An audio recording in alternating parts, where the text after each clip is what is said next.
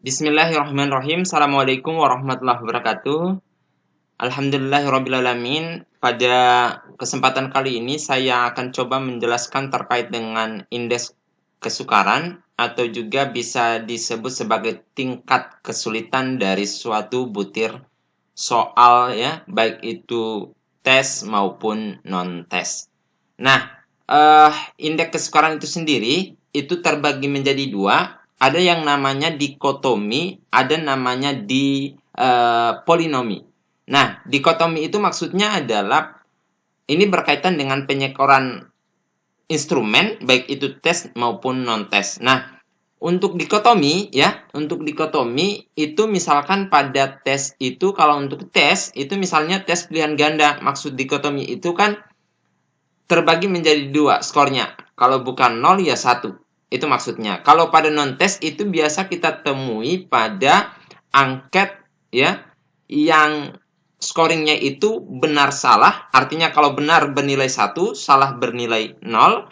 Kemudian ya tidak. Kalau dia ya berarti 1, tidak berarti 0. Itulah yang dimaksud dengan dikotomi. Kemudian untuk polinomi itu maksudnya adalah penyekoran polinomi itu misalkan kita menggunakan tes soal uraian yang mana masing-masing soal punya skor maksimum. Itu dia yang dinamakan sebagai tes polinomi. Kalau di non-tes misalkan kita menggunakan skala Likert yang 5 atau skala Likert yang 4. Sehingga nanti proses mencari indeks kesukarannya itu sedikit berbeda antara dikotomi dengan polinomi ya. Nah, ini kriteria indeks kesukaran. Jadi taraf kesukaran yang baik dari suatu butir soal itu tidak boleh terlalu mudah dan tidak boleh terlalu sukar.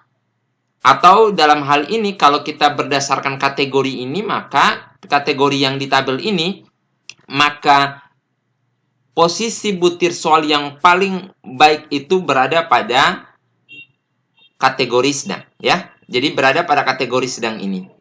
Nah, ini juga sesuai dengan apa yang dikatakan oleh Allen dan Ian bahwa butir soal terbaik itu ketika dilakukan perhitungan indeks kesukaran itu berada pada interval 0,3 sampai dengan 0,7. Ya. Jadi interval indeks kesukaran itu mulai dari 0 sampai 1 ya. Jadi 0 itu berarti sangat sukar, artinya kalau 0 itu berarti tidak ada satupun responden yang mampu menjawab. Kalau 1 itu berarti semua responden itu menjawab secara sempurna. Itu artinya kalau begitu ya, kalau indeks kesukarannya adalah 1, itu artinya soal sangat mudah sekali dan itu tidak bagus digunakan sebagai alat ukur. Nah, ini formulanya, ini formula untuk kesukaran dikotomi ya. Jadi ini pakai I, itu maksudnya nanti butir KI ya, butir KI. Jadi nanti kita akan lihatnya itu bukan secara keseluruhan tetapi untuk masing-masing butir. Misalkan butir nomor 1, 2, 3, 4, 5 dan seterusnya. Nah, ini formulanya indeks kesukaran butir KI itu sama dengan sigma B, itu banyaknya peserta tes yang menjawab benar. Ini untuk dikotomi ya. Ini untuk dikotomi karena dia hanya 0101 ya. Kemudian N itu jumlah peserta tes ya. Kemudian untuk polinomi itu sedikit berbeda. Perbedaannya hanya di sini, yang mana di sini itu nanti kita sigmakan atau jumlahkan skor keseluruhan dari peserta tes terhadap satu butir soal. Kemudian pembaginya itu ini M kecil dikali N besar. M kecil itu apa? Skor maksimum butir. Ya, skor maksimum butir. Misalkan soal nomor 1 itu skor maksimumnya 4, maka nanti 4 dikali dengan jumlah peserta tes. Itu saja yang membedakan antara dikotomi dengan polinomi, ya. Ini contoh soal, nanti coba kita praktekkan. Saya akan menggunakan alat bantu Excel sehingga bisa memudahkan kita menyelesaikan soal bentuk ini. Ini contoh soal untuk polinomi. Dikotomi ya, karena hanya jawabannya itu 0101 ya. Kemudian yang kedua ini adalah polinomi ya. yang mana saya generalkan saja semua soal ini dari soal nomor 1, nomor 2, 3, dan 4 ini skor maksimumnya adalah 5. Jadi kalau di uraian itu kan boleh beda, ya. Tetapi kalau di angket itu skor maksimum itu pasti sama dia, ya. Karena misalkan skala Likert yang 5 maka skor maksimumnya ya adalah 5. Skala Likert yang 4 maka skor maksimumnya adalah 4. Tetapi kalau di uraian itu boleh saja berbeda antara soal nomor 1, nomor 2, dan nomor 3. Sehingga memang nanti M-nya itu tergantung pada skor maksimum untuk masing-masing butir soal.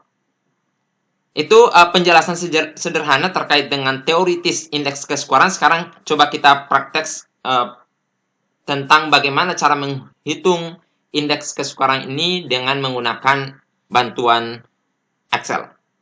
Oke, saya coba buka Excel. Ini saya sudah pindahkan data yang tadi ya. Nah, sekarang kita cari dulu yang dikotomi. Nah, dikotomi itu sigma B ini maksudnya apa? Banyaknya peserta tes yang menjawab benar. Sebenarnya kita tinggal jumlahkan saja karena yang menjawab benar itu poinnya 1, yang menjawab salah itu poinnya 0. Sehingga ini kita boleh jumlahkan saja. Sum. Oke, ini kita jumlah. Kemudian kita tarik saja untuk semuanya.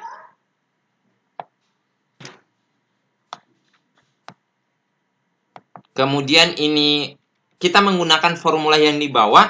Jadi ini untuk butir 1 berarti apa?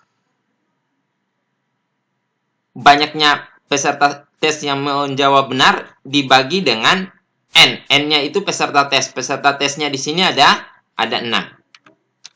Nah, sehingga jawabannya itu untuk soal butir 1 itu indeks kesukarannya adalah 0,67. Kalau kita bandingkan dengan kriteria tadi, ya berarti dia sudah masuk pada interval 0,3 sampai 0,7, yang artinya bagus. Kita coba untuk butir soal nomor 2. Ini kita bisa tarik saja sebenarnya, karena rumusnya sama. Ini 0,5 juga, bagus. Ya.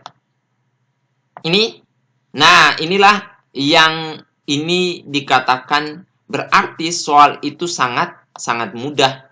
Kenapa? Karena hampir semua responden itu menjawab benar.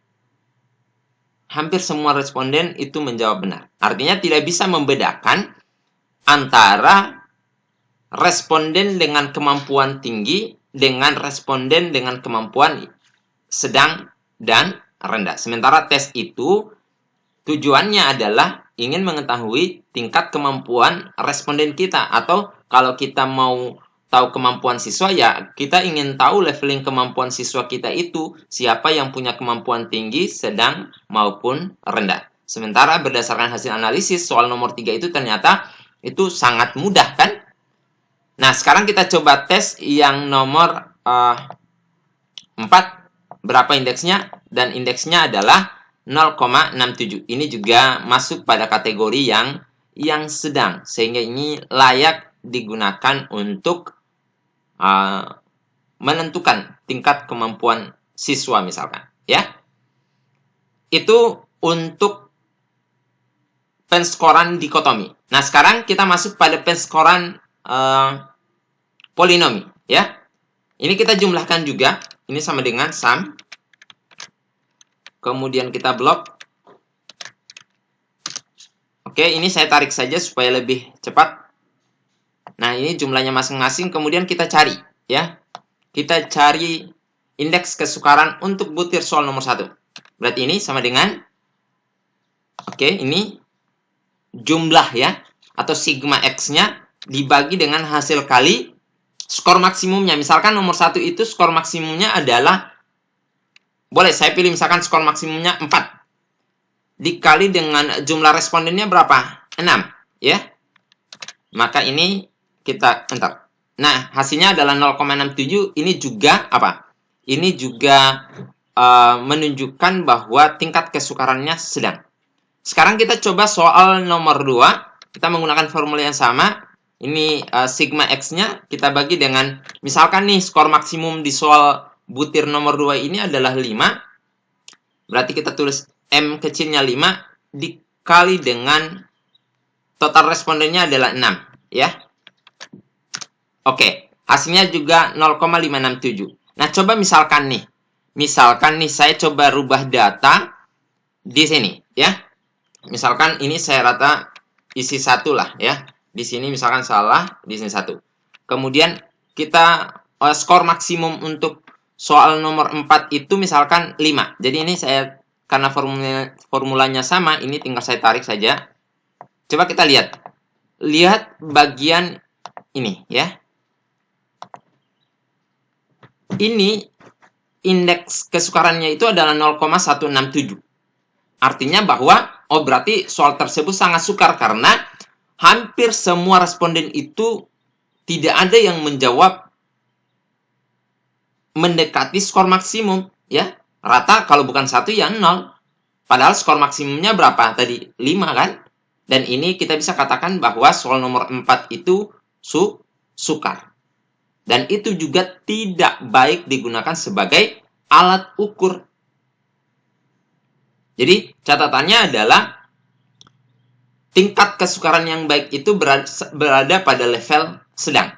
Tidak berada pada level mudah maupun sukar. Jangan karena misalkan Anda mau mengukur siswa yang punya kemampuan tinggi, Anda skornya sukar. Sementara kan di dalam kelas itu tidak hanya siswa yang punya kemampuan tinggi, tetapi ada yang rendah, sedang maupun yang tinggi. Sehingga harapannya itu tingkat kesukaran itu berada pada interval 0,3 sampai dengan 0,7.